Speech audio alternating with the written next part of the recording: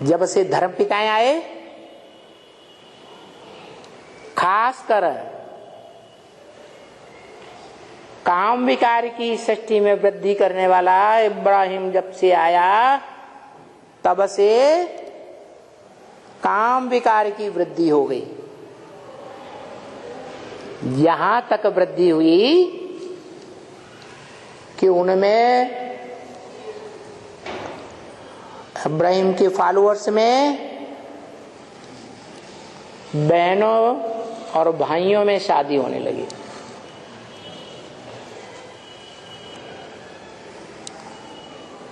चाहे मामा की लड़की हो लड़का हो, चाहे चाचा की लड़की लड़का हो, भारत में उन्हें भाई बहन माना जाता है या पति पत्नी माना जाता है। और नॉर्थ इंडिया में तो खास क्या ऐसा नहीं दे होता कि बहन के साथ भाई शादी करे। और ये परंपरा पहले इस्लामियों ने डाली। क्यों? उनको लाजमी है, क्योंकि उनकी जनसंख्या इस दुनिया में होती ही नहीं। तो संख्या की वृद्धि करने के लिए उन्होंने ये तरीका निकाला। अब जानवरों में और मनुष्य में क्या अंतर रहा? जानवर हो, बंदर हो, कुत्ता हो या कोई भी जानवर हो,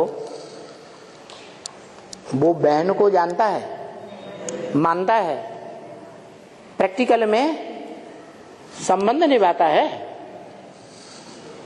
मां को जानता है, मां को भी नहीं जानता, बहन को भी नहीं जानता, बेटी को भी नहीं जानता। उनको तो अपनी जानवरियत का कर्म करने से मतलब, मन है ही नहीं जो विचार करे कि प्रदूषण फैल जाएगा हमारी जाति में। क्या प्रदूषण फैलता है तो क्या होता है? दुनिया में जानवरों में जो राजा माना जाता है शेर, उसकी तादाद कम होती जाती है, क्षीण होती जाती है या वृद्धि होती है? क्षीण होती जाती है। दूसरी प्रकार की जातियां उत्पन्न होती जाती हैं।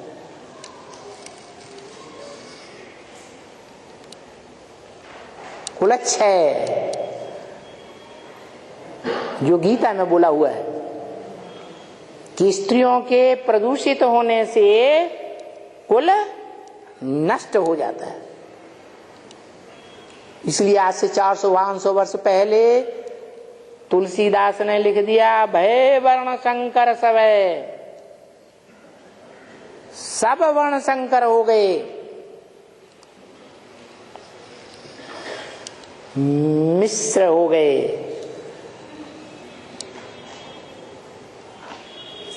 कोई शुद्ध नहीं बचा ब्राह्मण, कोई शुद्ध क्षत्रिय नहीं बचा, कोई शुद्ध वैश्य नहीं बचा। और शूद्रों का तो काम है क्षुद्र कर्म करना।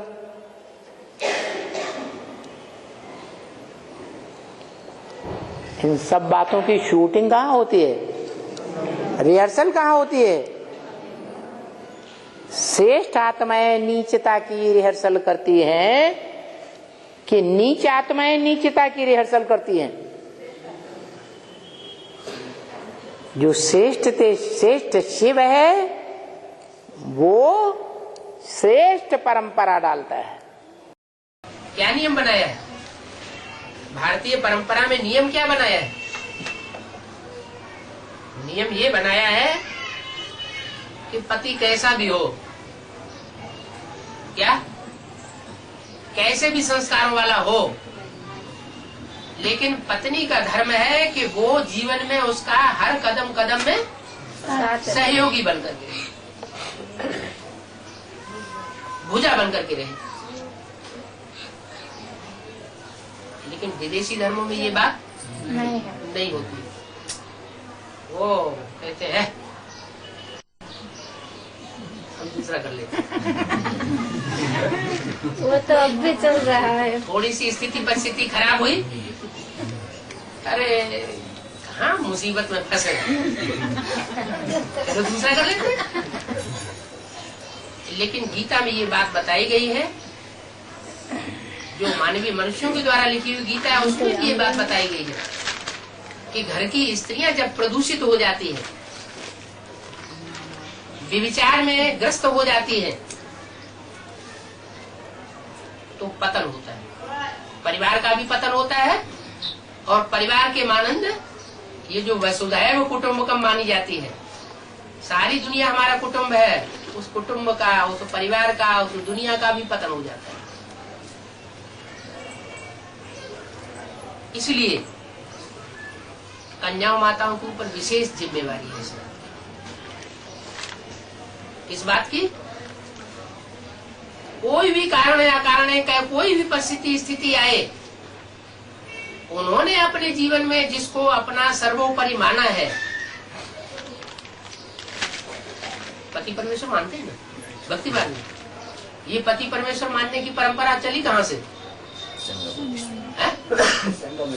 संगम से। हिंदुओं की जनसंख्या जो है वो कम रह गई और दूसरे दूसरे धर्मों की जनसंख्या बढ़ गई। कैसे बढ़ गई? उनकी जनसंख्या क्यों बढ़ गई? जब वो नए नए धर्म है तो उनकी जनसंख्या थोड़ी होनी चाहिए और हिंदुओं की जनसंख्या सबसे जास्ती होनी चाहिए। क्यों थोड़ी जनसंख्या रह गई? क्योंकि उनके जो धर्म पिताएं आते हैं वो खुलेआम व्यभिचार फैलाते हैं। इसलिए जो भी विदेशी धर्म है, चाहे क्रिश्चियन है, चाहे मुसलमान है, उनमें डाइवोर्स की प्रथा खूब खुली हुई खुलेआम चलती है। और भारत में डाइवोर्स देना अच्छा नहीं माना जाता। खास करके स्त्रियों को तो डाइवोर्स देना बिल्कुल अच्छा नहीं माना जाता। गीता में लिखा हुआ है, स्त्रियां जब प्रदूषित होती हैं, कोई भी स्त्री जब अनेक पुरुषों का संग करेगी तो दुनिया में लाइवेला बहुत ज्यादा बढ़ा देगी। व्यभिचार बढ़ने से, स्त्रियों में व्यभिचार बढ़ने से सृष्टि जो है वो एकदम पतन की ओर जाती है। और मुसलमानों में, अंग्रेजों में एकदम खुली छूट है। ज्यादा से ज्यादा डाइवोर्स दो, ज्यादा से ज्यादा शादियां करो, ज्यादा से ज्यादा बच्चे पैदा करो, ज्यादा से ज्यादा जनरेशन बढ़ाओ। इसलिए उनकी तादाद बढ़ी और हिंदुओं की तादाद घट गई।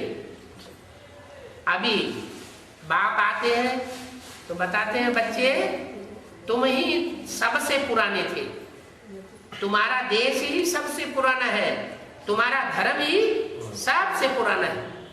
जो सबसे पुराना था वो ही अब इस सृष्टि पर रहेगा।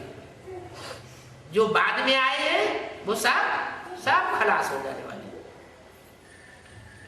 ये अमेरिका